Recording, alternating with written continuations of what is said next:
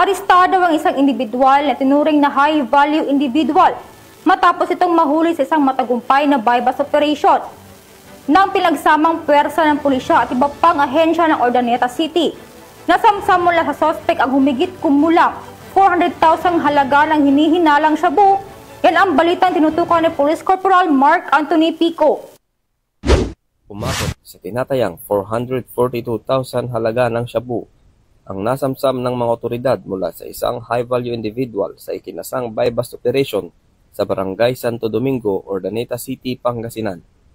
Naaresto sa operasyon ang isang 54 na taong gulang na massage therapist matapos ang matagumpay na operasyon ng pinagsanib na puwersa ng PDEU Pangasinan PPO, katuwang ang PIU Pangasinan, PIT Pangasinan, RIU-1, RID-1, RPDEU-1, PDEG SOU-1, Urdaneta City Police Station at PDEA Regional Office 1. Nakumpiska mula sa sospek ang humigit kumulang 65 gramo ng shabu na nakalagay sa 5 heat-sealed plastic sachet kasama ang iba pang mga ebidensya.